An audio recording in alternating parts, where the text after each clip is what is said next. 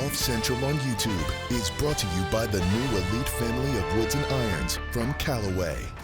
Oh, the Coliseum around the 16th hole here at TPC Scottsdale Stadium course, 20,000 plus expected to be here on Saturday. Get your ticket, get it now.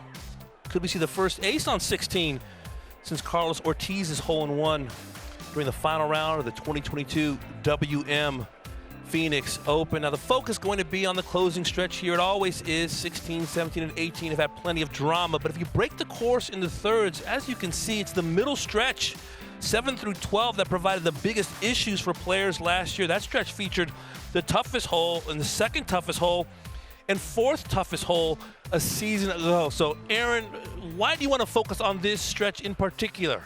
Because it can be a card wrecker. Wow. Honestly, there's enough holes out there you can get on the bogey train. There's doubles everywhere. So without further ado, let's take a look at these holes, because they don't often get a lot of love because of obviously 15 through 18, but this is a pivotal stretch right here. Starting at number 7, 215-yard par 3. It was the hardest hole on the golf course last year. Fewest numbers of birdies too, only 32 for the week.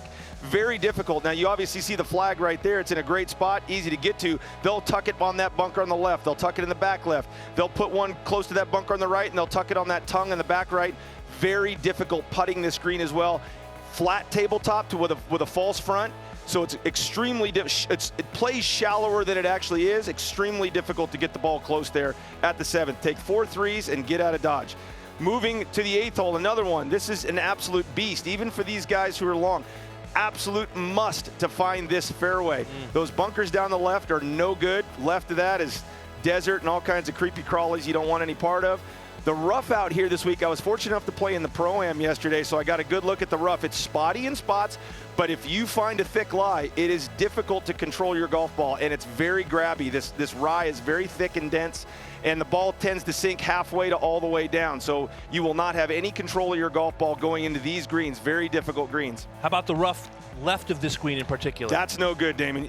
And that's where a lot of people tend to miss it, because they don't want to be in that pitching area down to the right, because it falls off some 4 feet or so, and it's a difficult pitch, especially to the right hole locations. But that rough down here, you got a downhill lie, pitching across this green, back down the valley.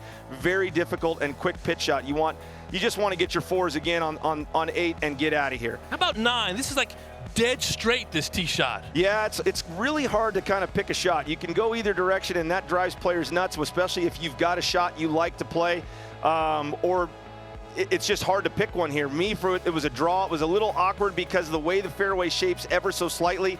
It probably fits a fader better than a drawer. So avoid that bunker on the right, avoid the left rough, and I've seen plenty of guys in the left desert there.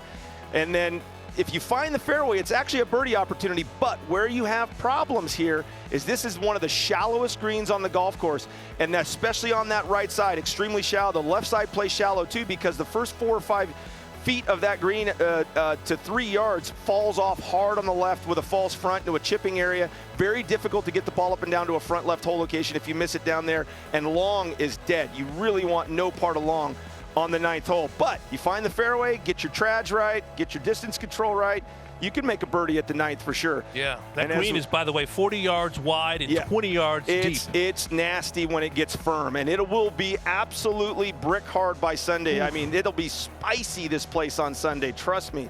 As we zoom around with the drone here on the 10th, now the 10th played under par. Of this stretch, it was the only hole last year, D, that played under par. But don't let it fool you. The wind kind of comes into and off the right here to a certain extent.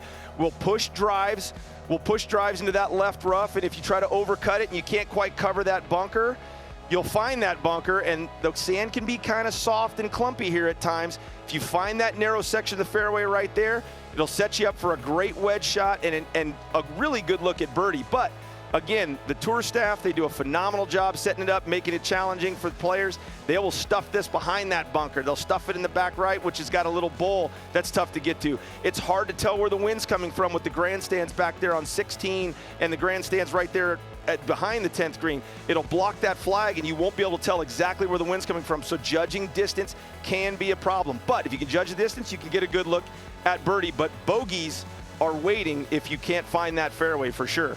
bogeys and a few others as well. How about 11? I hear you love this tee shot. Fits your game. I have nightmares about this hole, Damon. It's so far inside my dome, it's not even funny. I made double there yesterday in the Pro-Am.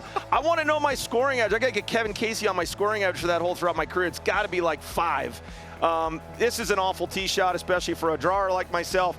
You got the fairway that banks right to left, and then you got water, obviously. If you draw it too much, you're going to find that water. Rough is really thick on the right, plus you got tree trouble.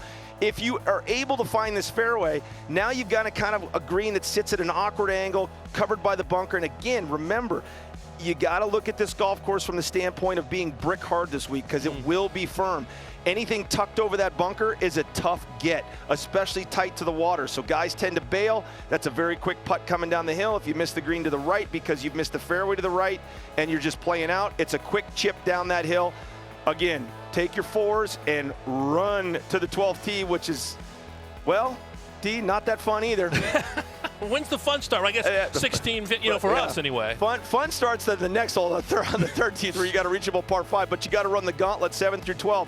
This was the second hardest hole last year, so the 2 hardest holes last year were both par 3s and both in this stretch.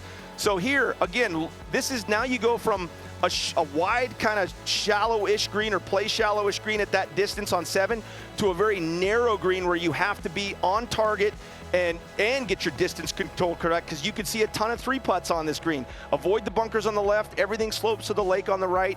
And again, I like to play this hole. It usually plays in the prevailing wind, just like you see right there with the flag, and off the left, so it's pushing the ball towards that water. I'll tell you what, I like to see basically like front edge +5, especially for middle pins and front pins.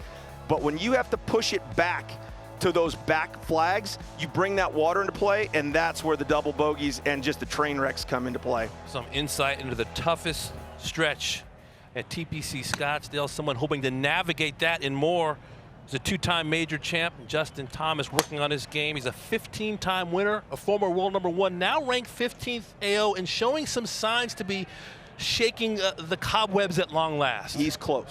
Okay. And I don't say that, you can. A lot of us can sit up here and say, oh, he's close, he's close, he's close. And for the most part, yeah, every PGA Tour player is close because they're that good. There's just a thought here or a feel there away from being their old selves.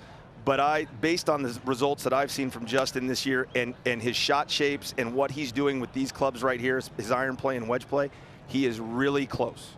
And I wouldn't doubt it if he contended this week and actually won this week. I wouldn't doubt it in the least. In fact, if you gave me 3 picks, he'd probably want to be one of my 3 picks this week right now. He's got to clean up the driver. That's been an issue for him over the last year or so. But if he can find the fairways this week and let these clubs shine, he's always dangerous, always dangerous. Got a runner up at the American Express, looking for one better at the WM Phoenix Open. Lots to watch this week in golf. WM begins Thursday, 4 p.m. Eastern on Golf Channel. Elsewhere, LPGA hosted second tournament of the season, the Founders Cup in Bradenton, Florida. Watch out for Nelly Korda, PGA Tour champion, heads to Morocco for the Trophy Hassan II. DP World Tour remains in the Middle East for the Qatar Masters. And don't forget the good golf now, Desert Knockout, which you can see on Golf Channel at 8 p.m. Eastern Time on Wednesday. So grateful to be here, TPC Scottsdale. Big thanks to WM and the Thunderbirds. What a week we have in store at the WM Phoenix Open. We're here all week long.